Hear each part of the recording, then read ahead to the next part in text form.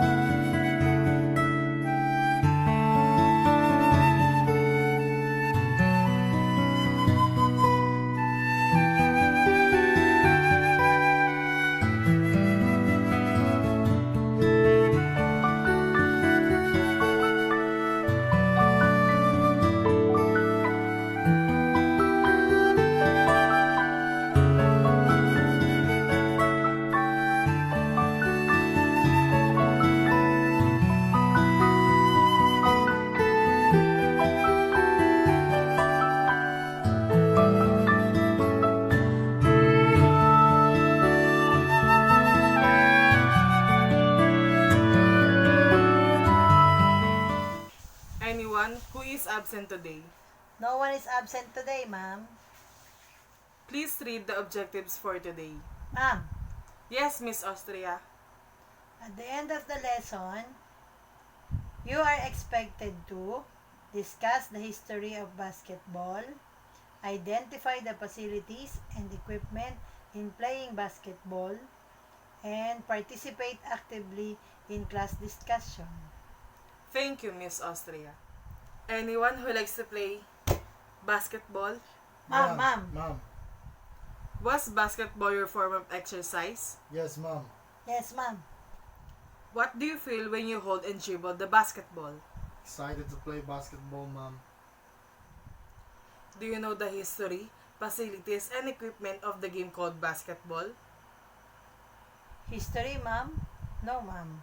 About the facilities and equipment? A little bit, ma'am. Okay, for today's activity, I will group you into 3 groups. Yes, ma'am. Yes, ma'am. Have you chosen your leader, secretary, and reporter for today's activity? Yes, ma'am. Okay, you will be guided by this rubric scoring. Okay, ma'am.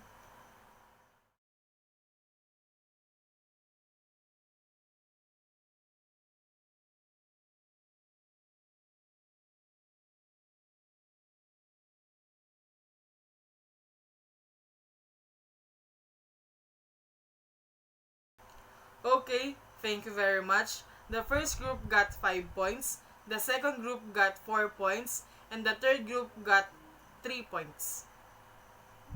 Now, let us proceed in our discussion.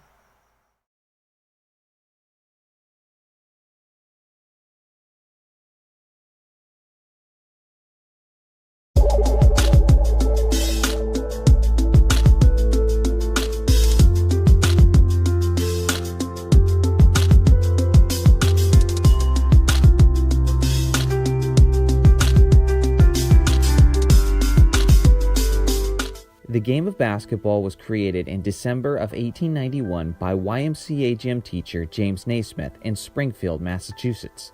To create the game, he used a peach basket, a 10-foot pole, and a soccer ball. In 1891, the first ever basketball game was played between Naismith's students.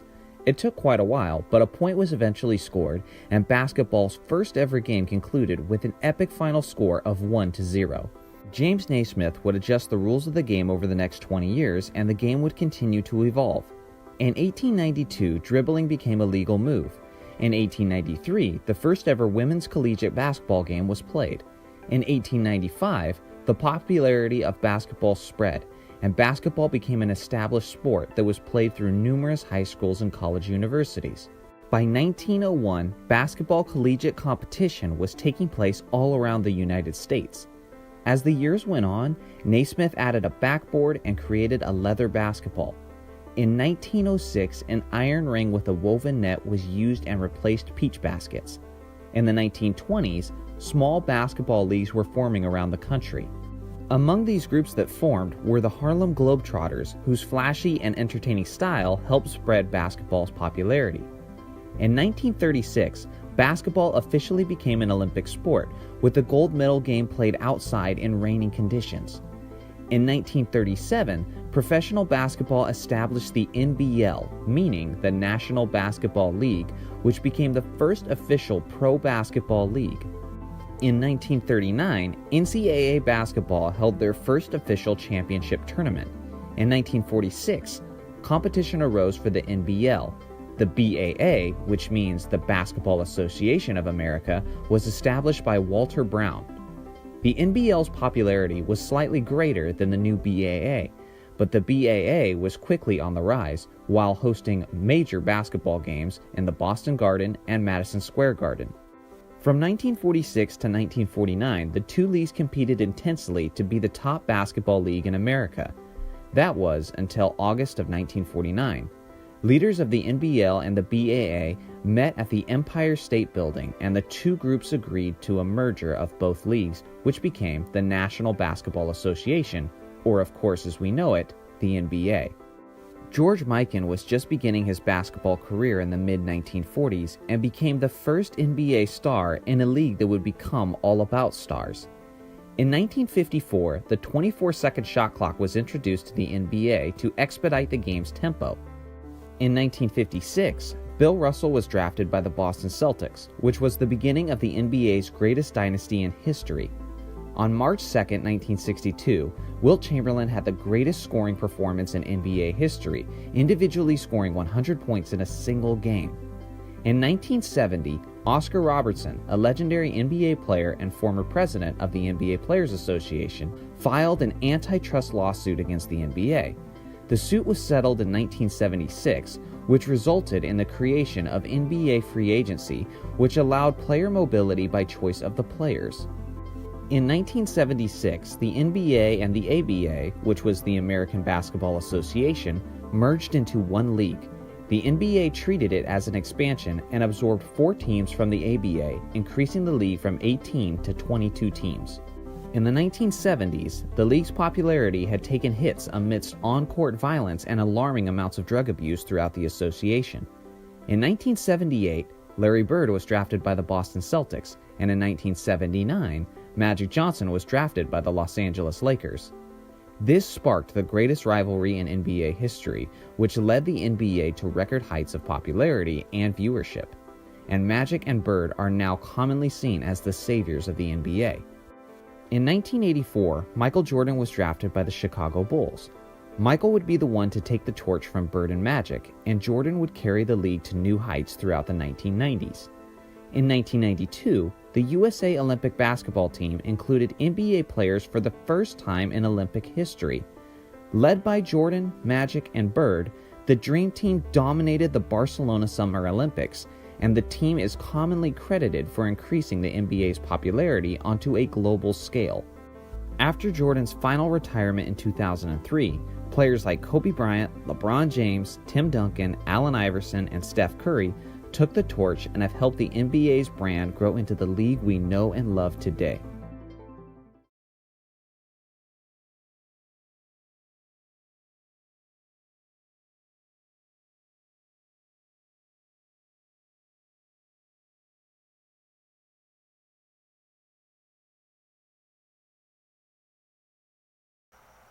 Magsimula tayo sa inventor ng basketball. Si Dr. James Naismith ay kilala sa buong mundo bilang isang inventor ng basketball. Siya ay pinanganak noong 1861 sa Ramsey Township sa Canada. James Naismith. He invented basketball. He was born in Almonte, Ontario, province of Canada, on November 6, 1861. His father's name was John Naismith, and mother's name was Margaret Young. His two siblings Annie, Robbie. He was not very good at studies, but was an excellent player at games. In 1883, he graduated from the Almonte High School in Ontario. In the same year, he attended the McGill University in Montreal. In 1888, he earned a Bachelor of Arts in Physical Education and a diploma at the Presbyterian College, Montreal in 1890. In 1891, he started teaching physical education and earned the position of the first ever McGill Director of Athletics. In 1891, he made the first game of basketball and wrote the formal conditions of the game in which players played 9 versus 9. In 1893, YMCA movement popularized the game internationally. Naismith went to Denver to earn a degree in medical science, and in the following years, he went to the University of Kansas after coaching the game at Baker University. In 1898, basketball was officially taught in University of Kansas, and he worked as a physical education instructor. He was the first ever campus basketball coach. In 1910, he received an honorary physical education master's degree. He published 2 books, A Modern College in 1911, An Essence of a Healthy Life in 1918. In 1935, the National Association of Basketball Coaches collected money so that the 74-year-old Naismith could witness the introduction of basketball into the official Olympic sports program of the 1936 Summer Olympic Games. He got married to Maud Evelyn Sherman on June 20, 1894. They had 5 children together: Helen Carolyn, James Sherman, John Edwin, Margaret Mason, Maud. His first wife died on March 4, 1937. He got married again to Florence B. Kincaid on June 11, 1939. He died in Lawrence, Kansas, United States of America, on November 28, 1939, at the age of 78. Basketball doesn't build character, it reveals it, said James Naismith.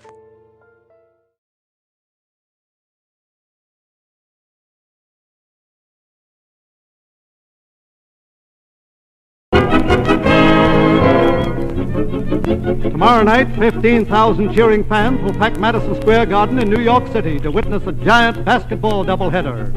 In that cheering crowd, sitting in row C, seat 11, will be a modest 77-year-old man. Those fans won't know that he made possible the game they're watching, but you're going to meet him now. Sanka Coffee has brought him here tonight all the way from Lawrence, Kansas. Dr. James A. Naismith, the inventor of basketball. Dr. Naismith, how did you happen to invent basketball? Well, Mr. Heater, it was in the winter of 1891 when I was physical instructor at Springfield College in Massachusetts. We had a real New England blizzard. For days the students couldn't go outdoors, so they began roughhousing in the halls. We tried everything to keep them quiet. We tried playing a modified form of football in the gymnasium, but they got bored with that. Something had to be done. One day I had an idea. I called the boys to the gym, divided them up into teams of 9, and gave them an old soccer ball. I showed them 2 peach baskets I'd nailed up at each end of the gym, and I told them the idea was to throw the ball into the opposing team's peach basket. I blew a whistle, and the first game of basketball began. And what rules did you have for your new games, Dr. Naismith? Well, I didn't have enough, and that's where I made my big mistake. The boys began tackling, kicking, and punching in the clinches. They ended up in a free-for-all in the middle of the gym floor. Before I could pull them apart, one boy was knocked out, several of them had black eyes, and one had a dislocated shoulder. It certainly was murder. Well, after that first match, I was afraid they'd kill each other, but they kept nagging me to let them play again. So I made up some more rules. The most important one was that there should be no running with the ball. That stopped tackling and slugging. We tried out the game with those rules, and we didn't have one casualty. We had a fine, clean sport. 10 years later, basketball was being played all over the country. And in 1936, I saw it played for the first time at the Olympic Games. And the whole thing started with a couple of peach baskets I put up in a little gym 48 years ago. I guess it just goes to show what you can do if you have to. Indeed it does.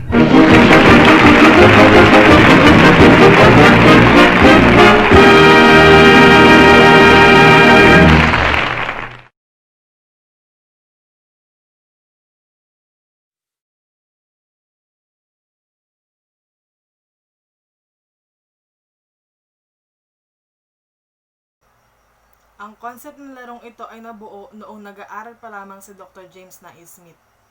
Ang larong ito ay tinawag niyang Duck on a Rock. Ang mechanics naman ng larong ito, meron kang isang batong tina-target na dapat mong patamaan gamit ang isa pang bato.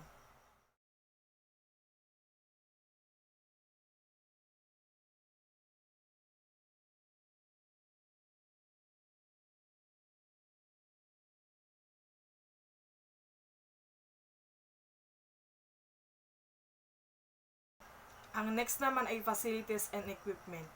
Ang mga kabilang dito ay ang court, whistle, uniform, hoop, basketball, at shot clock.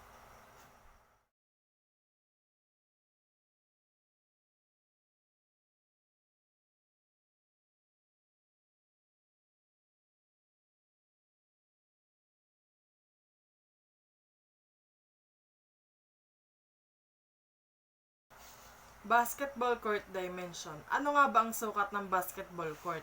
Kadalasan, ang sukat ng basketball court ay 94 feet long and 50 feet wide.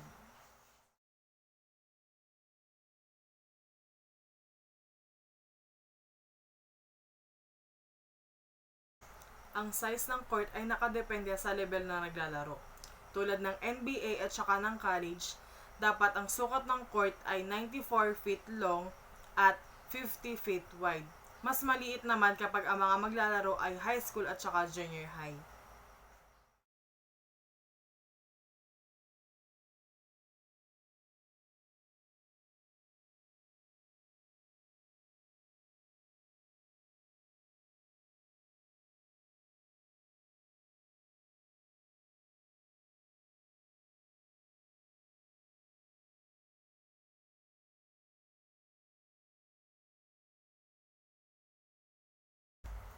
Ang rim ay may taas na 10 feet mula sa ground. Ang sukat naman ng rim ay 18 inches in diameter. Ang backboard naman na pinagkakabitan ng rim ay 6 feet wide by 42 inches tall.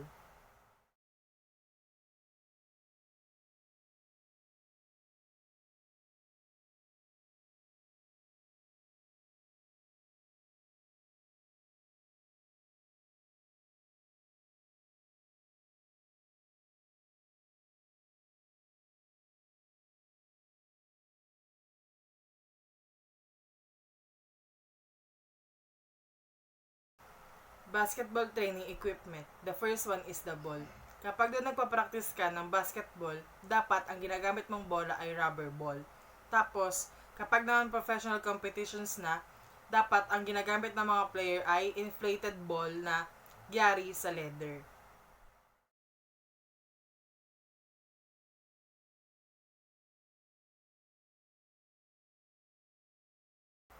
Ang official size ng basketball ay 29.5 to 30 inches circumference kapag lalaki ang naglalaro. Kapag naman babae ang naglalaro nito, 28.5 inches in circumference. Tapos dapat ang bigat nito ay umaabot sa 18 to 22 ounce.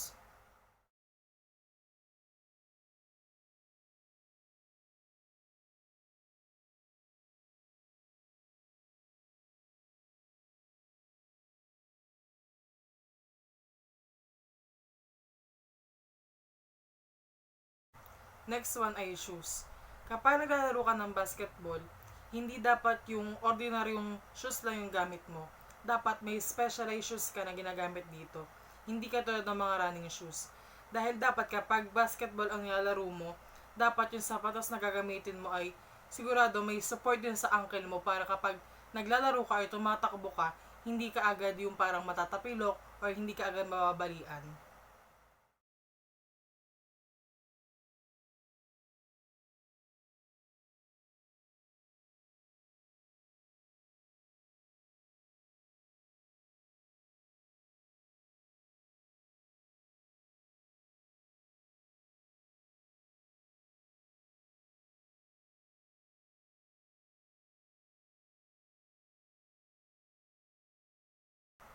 Ang next naman ay basketball coaching equipment. The first one is uniform. Ang isang grupo, kapag maglalaro ng basketball, dapat may sariling uniform para mas madaling ma-identify ng mga coach or ng mga referee kung sino man yung nakakapuntos sa paglalaro ng basketball. Tapos kapag naman may uniform ka, dapat meron itong shirt, short, tsaka yung number sa likod at tsaka sa harapan.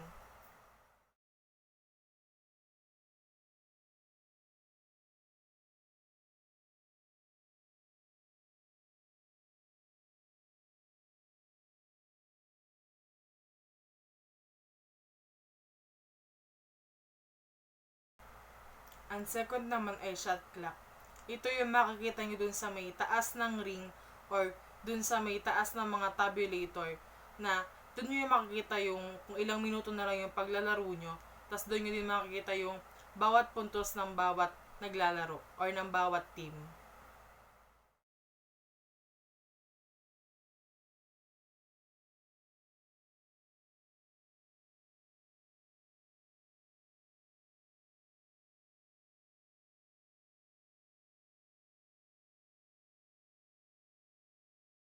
The last one is whistle. Ang whistle ay ginagamit ng mga referee para mag-indicate ng pag-uumpisa at pagtatapos ng game. Ito din yung ginagamit ng mga referee para mag-indicate ng mga fouls, timeout, tsaka yung mga out of bound balls sa mga player. Ito din yung ginagamit ng referee para makuha yung attention ng player sa game.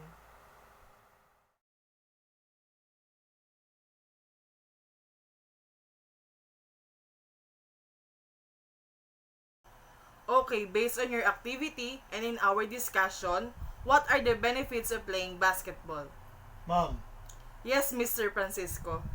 basketball is one kind of sport at the same time a form of exercise. Person playing this will be physically fit and will have a healthy body, free from diseases such as heart attack and diabetes. Very good. Let us summarize our topic for today. Who is the inventor of basketball? Ma'am, Yes, Miss Karandang. Dr. James Naismith is known worldwide as the inventor of basketball. Thank you, Miss Karandang. Where does Dr. James Naismith born? Ma'am, Yes, Mr. De Leon. he was born in 1861 in Ramsay Township, near Almonte, Ontario, Canada. Thank you. What is the concept of basketball? Ma'am, Yes, Miss Karandang. the concept of basketball was born out of his early school days when he played a simple game known as duck on a rock outside his schoolhouse. The game involved attempting to knock a duck off the top of a large rock by tossing another rock at it. That is how it all started. Thank you, Miss Karandang. What is the size of basketball court? Ma'am, Okay, Mr. Dimaunahan. the size of the court depends on the playing level. The size of the court for NBA and college games is 94 feet long and 50 feet wide. It is smaller for high school and junior high. Thank you. What are the equipments used in basketball? Ma'am, Yes, miss. the backboard and the rim. The regulation height above the ground for the rim or hoop is 10 feet, and the rim is 18 inches in diameter. Backboards are 6 feet wide or 72 inches by 42 inches tall, with the inner square being 24 inches wide by 18 inches tall. Any other answers? Mom, Yes, mister. the most important thing for training is the ball. There are certain guidelines which one needs to follow when buying a basketball. For practicing, one can play with a rubber ball. For professional competitions, one needs to use an inflated ball made out of leather. Official size of a basketball is 29.5 to 30 inches in circumference for men's game and 28.5 inches in circumference for women's game. It should be weighed 18 to 20 ounces when bounced off 6 feet from the floor. A well-inflated ball should bounce 49 to 45 inches in height. Thank you. Any other? Ma'am, Yes, miss.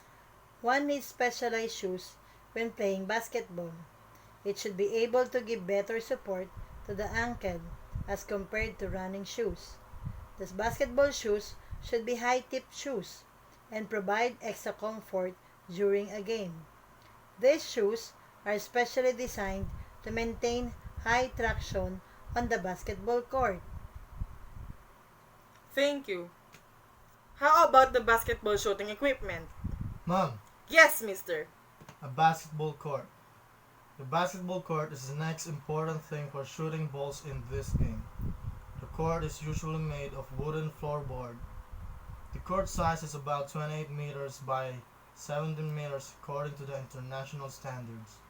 The NBA or National Basketball Association regulation states the floor dimension as 29 meters by 15 meters. A backboard. The backboard is the rectangular board that is placed behind the rim. It helps give better rebound to the ball.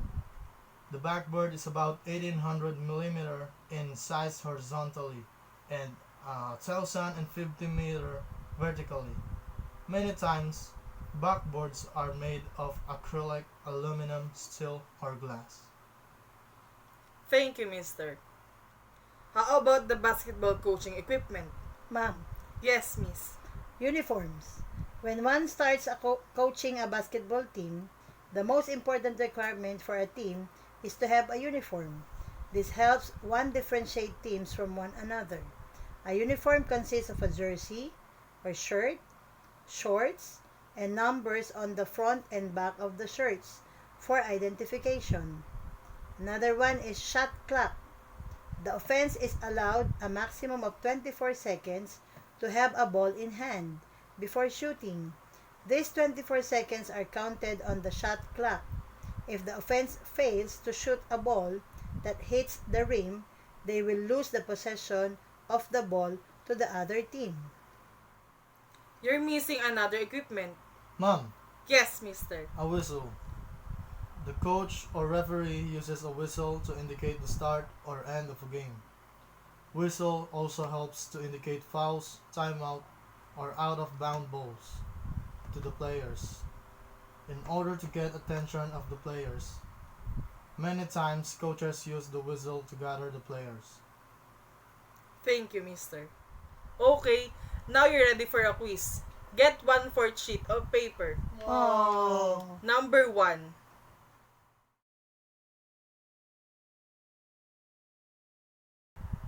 Okay, your assignment for tomorrow. What are the basic dribbling skills of basketball? Thank you. Goodbye, class. Goodbye, Bye, ma'am. ma'am.